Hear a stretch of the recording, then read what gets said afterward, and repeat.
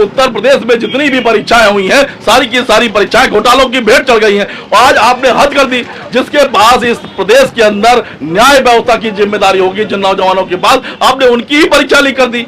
वो कह रहे हैं कि हमारी उत्तर पुस्तिका में हमारी हैंडराइटिंग नहीं है, तो ये तो हद हो गई महोदय। यूपी में सरकार आई भाजपा की, तब से पेपर पे पेपर लीक होते जा रहे हैं, चाहे यूपी को जितने भी पेपर निकल रहे हैं, चाहे केंद्र पे हो या स्टेट पे हो, सभी पे पेपर लीक हो जा रहे हैं। हम फिर ये कह रहे हैं कि पीसीएसजे के आरोपियों को अगर गिरफ्तार नहीं किया जाता तो हम सभी साथी सड़क पर थे, सड़क पर हैं, सड़क पर रहेंगे।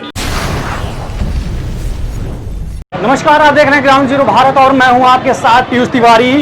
लगातार उत्तर प्रदेश में पेपर लीक हो रहे हैं, इसको लेकर के पीसीएसजे परीक्षा को लेकर के यहां पे कांग्रेस कमेटी द्वारा धरना प्रदर्शन किया जा रहा है। और लगातार यूपी में जो है पेपर लीक हो रहे हैं, इसको लेकर के लगातार कांग्रेस द्वारा धरना प्रदर्शन दिया जा रहा है। आज यहां पे स्वास्थ्य भवन चिकित्सा के सामने जहां पे जो है धरना प्रदर्शन किया जा रहा है, यहाँ पे वकील हैं, बहुत से लोग हैं, युवाओं के साथ खिलवाड़ हो रहा है, युवाओं के भविष्य के साथ खिलवाड़ हो रहा है।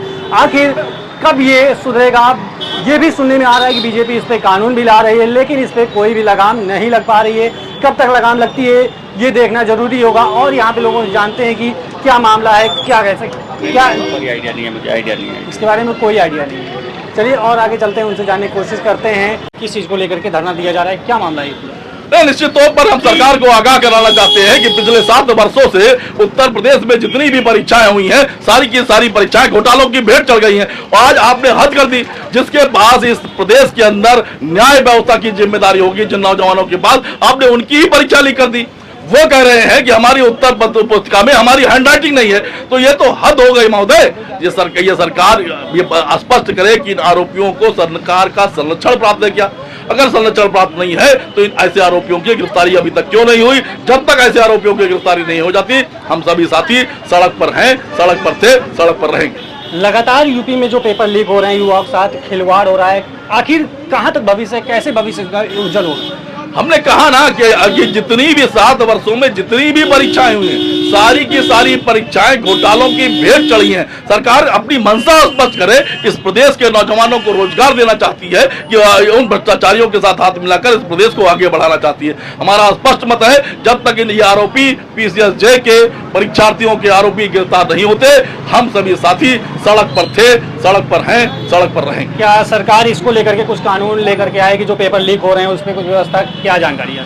हमारा कहना यह है कि इससे पहले भी आईपीसी थी, सीआरपीसी थी, एविडेंस एक्ट था, उस पर भी, उसके बाद क्या इस देश में हत्याएं नहीं होती थी, इस देश में बलात्कार नहीं होते थे। आप नई न्याय संहिता लेकर आए हैं, पहले दिन आप लेकर आए हैं, उत्तर प्रदेश के तमाम जिलों में अपराध रुके नहीं, अपराध की पहली एफआईआर दर्ज हो चुकी है। हमारा कहना यह है जब तक सरकार का इकबाल नहीं होगा, जब तक पुलिस का इकबाल नहीं होगा, ऐसे आरोपियों को संरक्षण मिलता रहेगा और आरोपी निर्भय रूप से अपने अपराध करते रहेंगे। और हम फिर ये कह रहे हैं कि पीसीएसजे के आरोपियों को अगर गिरफ्तार नहीं किया जाता तो हम सभी साथी सड़क पर थे, सड़क पर हैं, सड़क पर रहेंगे। लगातार ये जो युवाओं के साथ अग्निवीर को लेकर के चर्चा रहती है, अग्निवीर पेपर को लेकर के, और क्या कहते हैं ये 4 साल जो कर दिया गया है, इसको किस तरीके से देखते हैं? ये क्या युवाओं के साथ सही है या गलत?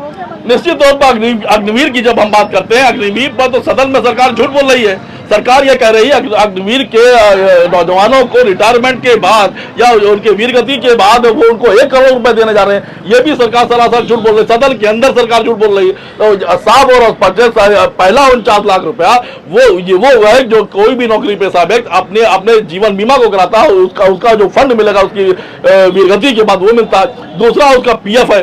तो ये इसमें सरकार का योगदान क्या है? तो निश्चित तौर पर हमारा कहना है कि ये बात तो दूसरी है। आज हमारा आरोप है कि इस देश में ऐसे लोग जो परीक्षाओं के भ्रष्टाचार के आरोपी हैं, इनकी गिरफ्तारी नहीं होती, तो निश्चित तौर पर हम तमाम साथी कांग्रेस पार्टी अधिवक्ता साथी सड़क पर थे, सड़क पर हैं, सड़क पर रहेंगे। तो बिल्कुल सड़क पे थे, सड़क पे हैं, सड़क पे रहेंगे। और भी हम जानने की कोशिश करते हैं क्या मामला है, क्या कहना चाहेंगे इसमें?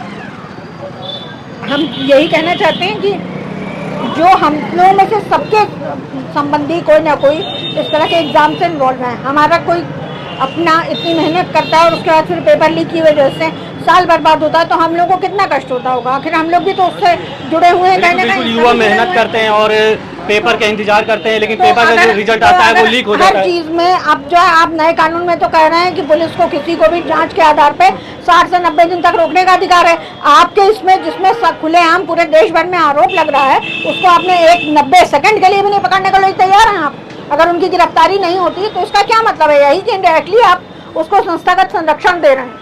अगर सरकार इसको लेकर के कुछ नहीं करती है तो आगे क्या राय होगी, क्या निर्णय? ये हमारा पहला कदम है। इसके बाद हम लोग लगातार तब तक संघर्ष करेंगे जब तक कि हम लोगों की इस स्थिति पे हमें न्याय नहीं मिलता। आपका क्या कहना है? देखिए, जब से यूपी में सरकार आई भाजपा की, तब से पेपर पे पेपर लीक होते जा रहे हैं। चाहे यूपी को जितने भी पेपर निकल रहे हैं, चाहे केंद्र पे हो या स्टेट पे हो, सभी पे पेपर लीक हो जा रहे हैं। अब तो स्टूडेंट ये भी छोड़ दिया है कि हम जब तक बीजेपी सरकार रहेगी हम तो पेपर भरेंगे ही नहीं, हम अपने बिजनेस पे ध्यान देंगे। पेपर का कोई वैल्यू नहीं है, क्योंकि पेपर लीक होते जा रहे हैं। आखिर में रिजल्ट यही निकलेगा कि पेपर देने से कोई मतलब नहीं है, क्योंकि पेपर लीक ही होना है आखिर में। उनका बिल्कुल मैंने बताया कि पेपर बिल्कुल लीक होगा, और कुछ युवा लोग बताए कि हम पेपर देंगे ही नहीं और फॉर्म भी नहीं भरेंगे। और भी चलते हैं, आगे जानने की कोशिश करते हैं क्या मामला है, क्या इश्यू क्या मामला है, क्या मामला है जो पेपर लीक होकर किस तरीके से? नहीं, ये मामला पेपर लीक से भी बढ़ करके है।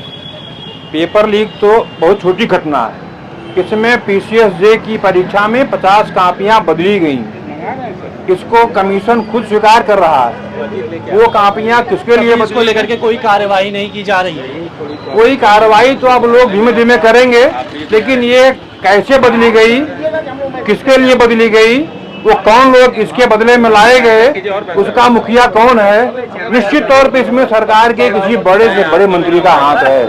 जब तक सरकार नहीं शामिल होगी, सरकार की जांच नहीं होगी, इसका पता नहीं लग पाएगा। इसलिए हम चाहते हैं कि इसकी जांच एसआईटी बना करके इंडिपेंडेंट जांच कराई जाए, सरकार के और उसके इन्वॉल्व लोगों के निष्कर्ष का पता चले, तभी इसमें पूरी कार्रवाई सामने आ पाएगी। यूपी में जो पेपर लीक हो रहे हैं नीट पेपर को लेकर के, और यूपी बहुत से पेपर लीक होते हैं, इस पे क्या कहना चाह रहे हैं? ये सरकार की लापरवाही और नाकामी का सीधा साधा उदाहरण है कि सरकार पूरी तरह से एक भी परीक्षा कराने में सफल नहीं है, या तो इसकी नीयत नहीं ठीक है परीक्षा कराने में, लोगों को रोजगार देने में। लोग बेरोजगार हो रहे हैं, 5-5 साल 10-10 साल पर जो है वैकेंसी आती हैं। आज के 10 साल पहले जिनकी उम्र 20 साल थी, आज वो 30 साल हो गई। और 10 साल में एक भी परीक्षा ऐसी नहीं हुई है जिसमें किसी का पेपर क्लियर हुआ हो। युवाओं के लिए ये सरकार घातक साबित हो रही है। युवाओं से पता नहीं इसको जो है क्या दुश्मनी है कि सबको बेरोजगार रखना चाहती है। ये बहुत लेकर के आगे क्या उपाय क्या करने वाले हैं? आगे इस धरने के बाद हम लोग इसके लिए लड़ाई सड़क से लेकर के संसद विधानसभा तक लड़ेंगे, गांव-गांव जाएंगे, शहर जाएंगे, सबको इस बात के लिए बताएंगे कि ये सरकार की निकम्मेपन और नकारेपन को आप जानिए और अपने अधिकार प्रति आप जागरूक होइए, लड़िए, तभी न्याय मिलेगा।